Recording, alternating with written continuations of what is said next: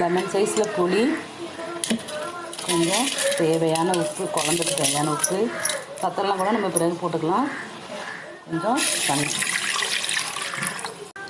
இது அப்படியே ஒரு அரை மணி நேரம் ஊறட்டும். அதுக்குள்ளே நம்ம குழம்புக்கு தேவையான செலவை அரைச்சிக்கலாம். பூண்டு தோல் நீக்கியது 2 பெரிய பூண்டு, ஒரு 20 கிராம் மிளகு, சும்மா கொஞ்சமாக ஒரு 1/4 ஸ்பூன் ஜீரகம். இது எல்லாத்தையும் நைஸாக அரைச்சிக்கலாம். அவ்வளோதான், நைஸாக அரைச்சிட்டோம். அம்மியில் அரைச்சா இன்னும் நல்லாயிருக்கும்.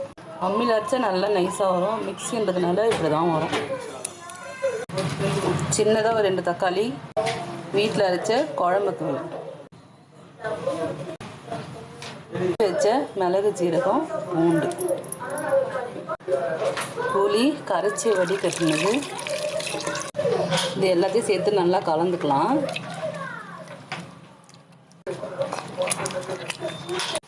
இதுக்கு தக்காளி அதிகம் போடக்கூடாது, 1-2 தக்காளி தான் போடணும்.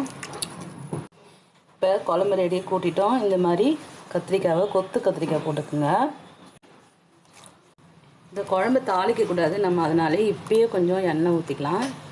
குழம்பு கட்டியாக தான் நம்ம, திக்காக தான் நம்ம கூட்டணும். தண்ணியாக கூட்டிட்டோம்னா நல்லா இருக்காது. இது கட்டியாக தான் இருக்கணும் கொஞ்சம்.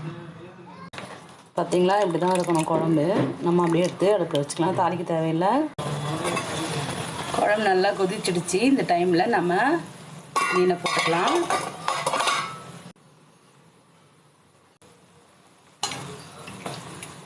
குழம்பு நல்லா கொதிக்கணும், அதுக்கப்புறம் மீன் போட்டுக்கோங்க. அவ்வளோதாங்க, குழம்பு ரெடி ஆகிடுச்சு. சூப்பராக இது பாருங்கள். நடுவில் நம்ம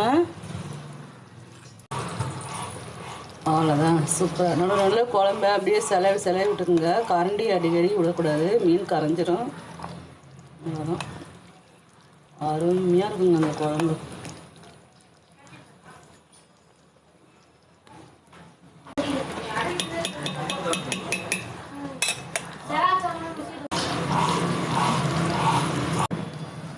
அவ்வளோதாங்க, சும்மா சுட சுட நல்லா குழம்பு தாராளமாக ஊற்றி சாப்பிட்டா அப்படி தான் இருக்கும். சூப்பராக இருக்கும்.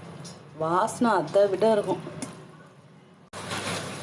அவ்வளோதாங்க, நமக்கு மிளகு பூண்டு குழம்பு ரெடி. கார மீன் போட்டு, இதே நீங்கள் திருக்க மீனுக்கு கூட இதே மெத்தடில் நீங்கள் திருக்க மீனுக்கும் பண்ணி சாப்பிட்லாம். அது சாப்பிட்டா இன்னும் வந்து உடம்புலாம் போயிடும். இது சாப்பிட்டாக்கா அவ்வளோ நல்லதுங்க. இது வாயெல்லாம் ஊறுது. ஃபஸ்ட்டு நான் சாப்பிட்றேன்.